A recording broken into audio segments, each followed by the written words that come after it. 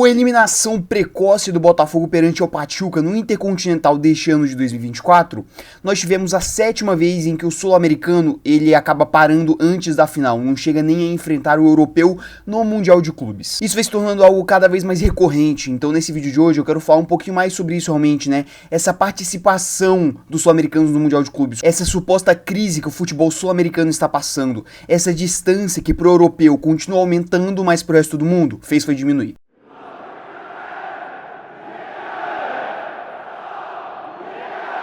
Bem, meus queridos, como foi prometido por mim ontem, né, no vídeo de hoje eu quero dissertar um pouquinho mais, né, quero trocar uma ideia melhor sobre essa questão dos brasileiros, né, dos sul-americanos no geral no Mundial de Clubes. E aqui de início eu vou citar as últimas 7 participações, né, que eu disse nessa introdução, em que os sul-americanos eles acabaram caindo, né, na semifinal e agora com o Botafogo também nas quartas de final desse Mundial. Comentar também um pouquinho sobre esse rebaixamento que a Conmebol ela teve no Mundial de Clubes, né, esse rebaixamento de prestígio, porque agora a gente tem que jogar um jogo a mais e os europeus um jogo a menos. Eu vou comentar basicamente tudo isso aqui nesse vídeo de hoje.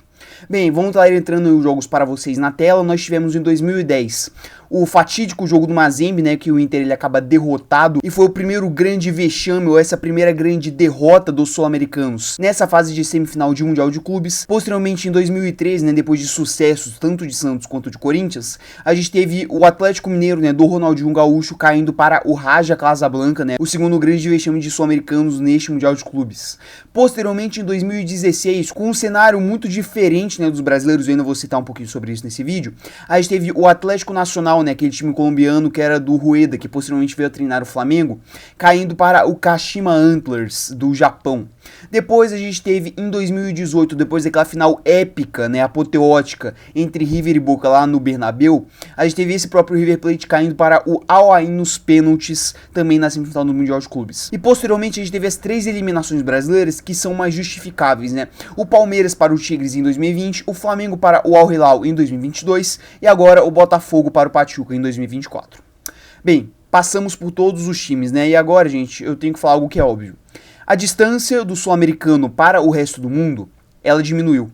No início dos anos 2000, mais ou menos, né, nos anos 90, 80, né, quando tinha muito aquele intercontinental, que era basicamente o brasileiro, né, o sul-americano no geral, contra o europeu campeão de Champions, a gente acabou criando um pensamento e talvez uma soberba muito grande quanto a essa questão do Mundial. A gente tinha basicamente na nossa cabeça que o único desafio do sul-americano no Mundial seria o europeu. E a gente teria que passar por um time mais ou menos morto, né? Ah, só um africano, só um asiático, só um mexicano, um estadunidense, por aí vai, na semifinal. E aí o que realmente valia era a final contra o europeu.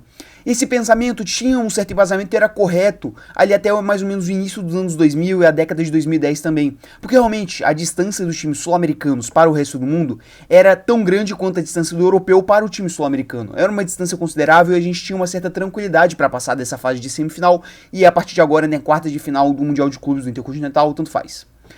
Porém, essa distância, cara, vem encurtando cada vez mais, enquanto a distância para o europeu vem aumentando cada vez mais.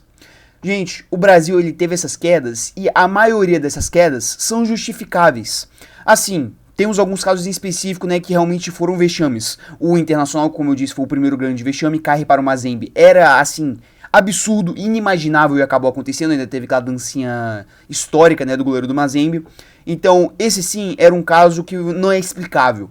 Juntamente com o caso do Atlético Mineiro para o Raja Casablanca. Tudo bem, o Raja já é um time melhorzinho, é um grande time lá do Marrocos. Porém, ainda assim, era o galo do Eu Acredito, do Ronaldinho Gaúcho, do Jô, do Bernat. Não era, assim, esperável, não era sequer cogitável o galo ele cair para essa semifinal perante ao Raja Casablanca. Era um cenário que também seria um vexame. Outro caso de vexame que a gente tem é o do River Plate contra o Al Ain. Gente, total respeito ao Al Ain, poderosíssimo time do Catar, se não me engano, Emirados Árabes, algum time dessa região, né? Não quero desmerecer o time, porém, venhamos a convir o River Plate, que ganhou aquela final de Libertadores contra o Boca, naquele jogo apoteótico, como eu disse, no Bernabéu, cair para esse Al Ain, mesmo que seja nos pênaltis, é um vexame gigantesco. Assim como foram o Atlético Mineiro contra o Raja Casablanca e o Internacional contra o Mazembe. E aí a gente tem os outros 4 casos, né, depois de 3 já passados, que eu considero que fogem um pouquinho à regra, que não são vexame. Tudo bem, eu vou deixar o caso do Atlético Nacional contra o Kashima Antlers de lado, porque, gente, pra quem não sabe, né, anteriormente, até antes de 2018, né, a Libertadores ela era decidida no meio do ano, ou seja, era basicamente um torneio de tiro curto, né, começava em janeiro mais ou menos ali com a pré e por aí vai e acabava em junho, julho. Então, muito por conta disso, você tinha aqueles elencos campeões de Libertadores sendo desmantelados no meio do ano, porque é o período da janela europeia e por aí vai. E esse foi o caso do Atlético Nacional, então esse 3-0 para o Kashima Antlers é mais ou menos explicável. Porém, os casos dos três brasileiros, Palmeiras, Flamengo e Botafogo, são casos que deixam assim escancarado como que a distância do futebol sul-americano para o resto do mundo está diminuindo.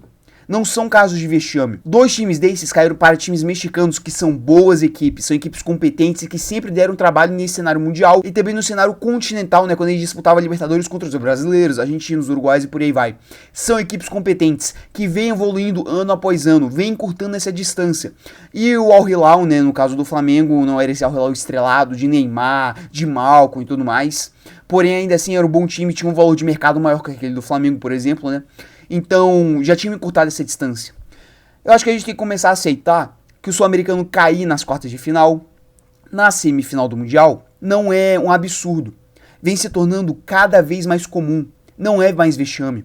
A depender do time, claro, cada caso é um caso, como eu disse, né? Eu fiz essa separação aqui de vexame e o que não é vexame. Porém, isso aí vai se tornar daqui pra frente cada vez mais comum. Porque a distância do futebol mundial para o sul-americano vem se encurtando, como eu disse. Se a nossa distância para o futebol europeu talvez tenha só aumentado com o passar dos anos, né? Com o fato de um brasileiro vencer um europeu, como que aconteceu em 2012, né? Com o Corinthians derrotando o Chelsea, se tornando assim algo inimaginável, quase um milagre. Nos dias atuais, em 2024, esse feito do Corinthians vencer o Chelsea ou qualquer brasileiro vencer um europeu é algo quase que, impossível. E isso é muito explicável por conta justamente dessa distância do sul-americano para o europeu ter aumentado. E assim, tudo bem, eu acho que ninguém espera que o sul-americano ele chegue no Mundial para vencer o europeu. A gente tá mais ou menos que conformado com isso. Porém, a gente tem que começar a se conformar que o resto do mundo não é merda perante a gente.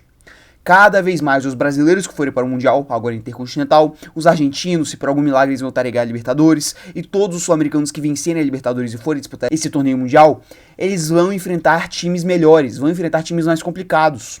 Os mexicanos, agora os times da Arábia Saudita, né, que estão recebendo esse investimento absurdo.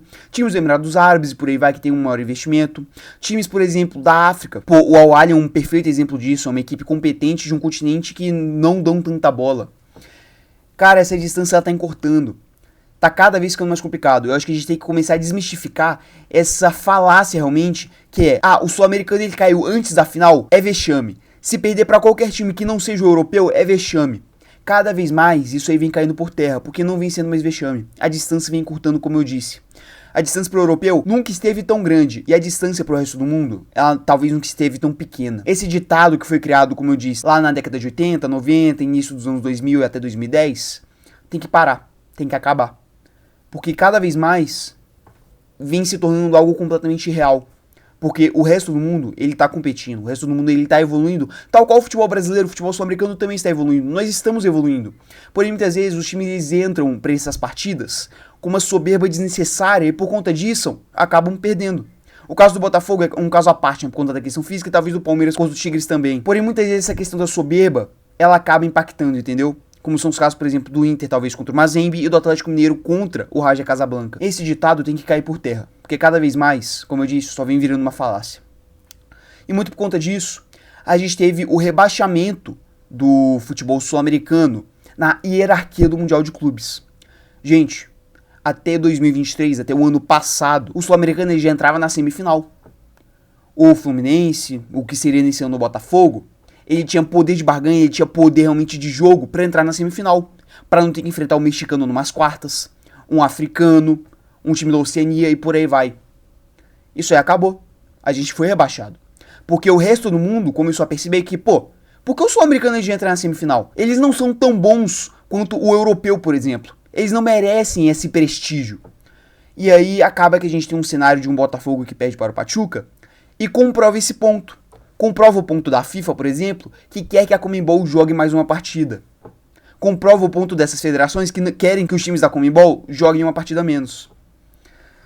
Então, esse rebaixamento do futebol sul-americano, ele acaba tendo base. Revoltou muita gente, né? O pessoal que debateu contra esse tema, Porque a gente não estava acostumado. Pô, o sul-americano, ele disputar umas quartas de final de Mundial de Clubes há 2, 3 anos atrás, era inimaginável. Pô, o Flamengo do Dorival, que ganhou a Libertadores invicto, tem que jogar contra o Pachuca, tem que jogar contra o Monterrey, o Tigre, sei lá, nas quartas de final, não entrar direto na semifinal, era considerado absurdo. O Palmeiras, aquele River que ganhou do Boca Juniors, o Atlético do Ronaldinho, o Inter de 2010... A gente considerava assim, a gente considerava um absurdo. Porque naquela época realmente era um absurdo. Porém, a distância, como eu disse, vem encurtando. E hoje isso aí não é um absurdo. Hoje, chega a ser até o justo. E por conta disso, o futebol sul-americano, ele acaba perdendo esse prestígio. Acaba decaindo degraus. E acaba tendo que jogar umas quartas de final contra o clube mais complicado. Acaba piorando ainda mais o seu calendário, que já é horroroso. Tendo que jogar uma partida a mais, ao invés de jogar só semifinal e final. O que eu quero com esse vídeo de hoje? Basicamente tentar conscientizar que realmente, gente, a distância não é mais tão grande. Um sul-americano cai para um mexicano, para um africano, não é mais um vexame, não é mais um absurdo. Muita gente pontuou o Palmeiras que caiu pro Tigres, o Flamengo que caiu pro Al-Hilal, o Botafogo que caiu pro Pachuca, como vexames. Porém, isso aí eu acho que é muito mais um desconhecimento por parte de quem transmite essa ideia. Porque não é vexame, são equipes competentes. São equipes que talvez estejam em pé de igualdade com as equipes brasileiras, com as equipes argentinas e por aí vai. O desafio não é mais só bater o europeu. Agora a gente também tem um desafio para chegar na final. Para vencer o mexicano, o africano, tudo aquilo que eu já falei. Depois vencer o outro time, né? E posteriormente tentar ganhar do europeu. O caminho ficou mais complicado. A distância encurtou cada vez mais e talvez nunca esteve tão curta. E esse é o novo cenário do futebol mundial. O futebol sul-americano talvez não seja mais a segunda força unânime. Podem ter outros ao seu lado. Eu acho que a gente tem que começar a se conscientizar disso e pensar melhor quando for enfrentar essas equipes. Ter um pouquinho mais de humildade, não ir com essa soberba, não ir pensando somente no europeu. O Botafogo fez isso, o Flamengo fez isso, o Palmeiras fez isso. E deu no que deu. Nós temos que repensar a nossa posição no futebol mundial. Porque a gente perdeu prestígio, e isso é quase que inegável.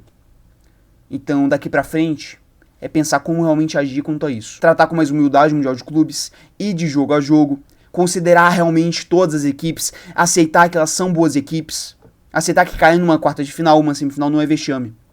E muitos vão chamar isso aqui de se apequenar, de abaixar a cabeça pros outros times, pros outros continentes, né, pras outras federações e por aí vai.